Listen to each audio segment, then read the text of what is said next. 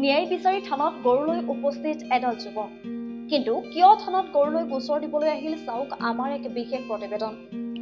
ৰঙিয়াৰ কাছাৰী হলমাৰী 25 জন যুৱকে প্ৰায় 100 বিঘা মাটিত কৰিছে খেতি। থলুৱা অসমীয়া যুৱকে কৰা এই খেতি দেখি যেন সুখী হ'ব পৰা নাই একাংশ সমাজৰ চকু চৰহা লোক। গৰু এৰি নিদিবলৈ ওচৰ পৰ্যায়ৰ প্ৰতিখন গাঁও সমাজত গৈও আবেদনো কৰিছে যুৱককেইজনে। কাছাৰী হালমাৰীৰ ঘৰে ঘৰে গৈ গৰু এৰি নিদিবলৈ অনুৰোধ কৰিছিল যুৱককেইজনে। অনুৰোধৰ পাছতো সমাজৰ একাংশ মানুহে নুশুনে যুৱক কৃষককেইজনৰ কথা। অতিষ্ঠ হৈ ৰঙিয়া আৰক্ষীৰ ওচৰ পালে কৃষককেইজন। ন্যায় বিচাৰি থানাত এজাহাৰ দিলে যুৱক কৃষককেইজনে। উল্লেখ্য, ৰাজ্যত বৰ্তমান ন্যায় খিলঞ্জীয়া বিতৰ্ক চলি থকাৰ মাজতে এই খবৰে ৰঙিয়াৰ সচেতন ৰাইজৰ মনত দুখ দিছে। খিলঞ্জীয়া যুৱকেও খেতি কৰে, কিন্তু সমাজৰ একাংশ চকু চৰহা মানুহ সেয়া যেন সহ্য কৰিব পাৰে। সেয়াই যেন প্ৰমাণ হ'ল ৰঙিয়াত।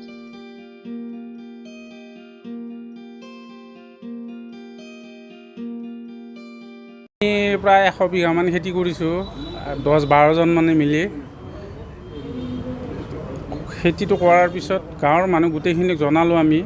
মছজিদে তাৰ মানে লিখিত দিয়া গৈছে যে গৰুখিনি বন্ধ কৰিব লাগে, কিন্তু গৰুখিনি আজি তাৰিখলৈকে বন্ধ কৰা নাই, এৰি দি আছে, কথা নুশুনে।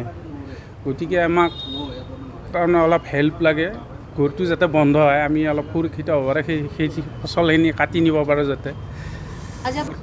আজিও 10-12টা গৰু তাৰমানে ধান খায়ে আছে, খাই থকাত আমি গৰু এটা ধৰি লৈ আনিছোঁ, সেইকাৰণে আহিব লগা হৈছে।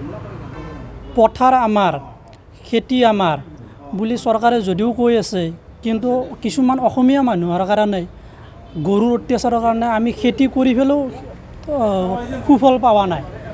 খেতি অত্যাচাৰৰ বিনিময়ত খেতি কৰিব পৰা নাই। প্ৰতি 10টা গৰু প্ৰতিদিনে খেতিত থাকেই। প্ৰত্যেক ঘৰ মানুহক কোৱা গৈছে, আৰু মছজিদে আমাৰ ওচৰৰ মছজিদে এপ্লিকেশ্যন দিয়া গৈছে, আৰু ৰাজহুৱাভাৱে কোৱাও গৈছে গৰু বান্ধাৰ কাৰণে। তাৰপিছতো গৰু এৰি দিয়ে। লাষ্ট মুহূৰ্তত উপায়হীন হৈ থানাত আনিবলৈ বাধ্য হৈছোঁ। ইমান ৰ'দত কষ্ট কৰি যিহেতু আমি নিবনুৱা হয়, আমাৰ কোনো চাকৰি নাই, একো নাই, আমি খেতিয়কে হয়, খেতি কৰি আছোঁ। যদি আমি খেতিখনো কৰিব নোৱাৰোঁ, আমিতো চোৰ ডকাইত কৰিব নোৱাৰোঁ। সেইখিনিয়ে আৰু চৰকাৰে আমাক এই কি ব্যৱস্থা কৰি দিয়ে, সেইবাবে আমি থানাত দি দিলোঁ আৰু গৰুকেইটা। চৰকাৰে মিয়া বুলি কৈ আছে, খেতি কৰিব নোৱাৰে। আমিতো অসমীয়া, আমিও খেতি কৰি আছোঁ।